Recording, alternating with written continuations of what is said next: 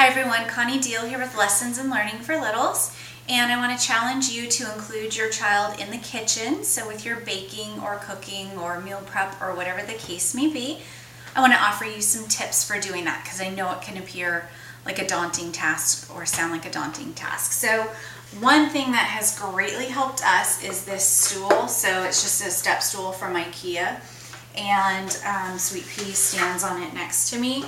So now that Buddy Boy's interested in the kitchen, it would be helpful to have another one. We also just have them sit at the bar stools that are at our island. So making it accessible for them in a fun, safe way is a good tip.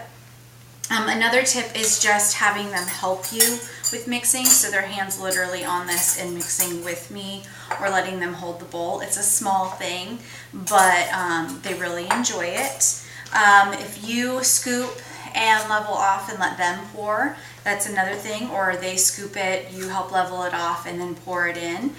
You might end up with a little bit of extra on the counter, but it's just a little mess. Just grab a dishcloth and clean it up. So another way is to increase the amount of scoops that you need to make. So if it calls for 1 cup, instead of using literally 1 cup and doing it once, you could use a 1/4 cup, as long as you're not making like a souffle where you have to be super accurate.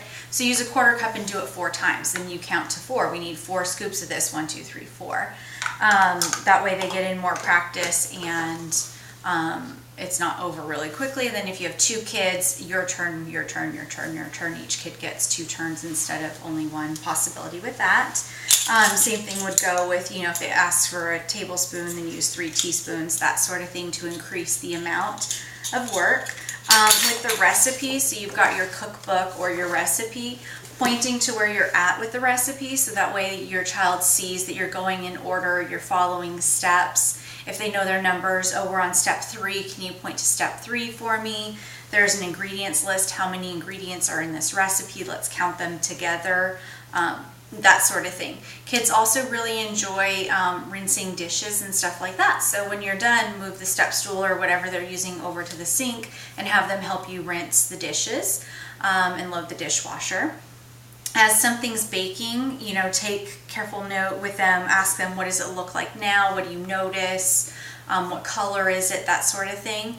Put it in the oven and then check it in 5 minutes, then check it in 5 more minutes, and just turn on the light and talk about the changes that are occurring as you're baking.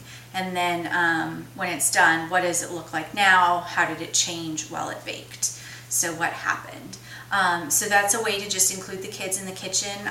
If you're new to cooking with your kids, I wouldn't try doing all that at once because it's a lot, but just slowly include them in one little task at a time. Another idea, when Sweet Pea was a baby, I would just be like doing your own cooking show. So to get in more vocabulary and just talk and make it more fun for myself, I just pretended like it was a cooking show. Okay, this is a molten chocolate chestnut cake. We're gonna make a molten chocolate chestnut cake. So first we need to, and just walking her through and just talking through those steps really works. So if your child's not quite to the point of being able to help you, just talking about what you're doing is great too, because they're hearing those words and seeing the words that go along with it. So thank you so much for watching. Again, my name is Connie with Lessons in Learning for Littles, and have a good day.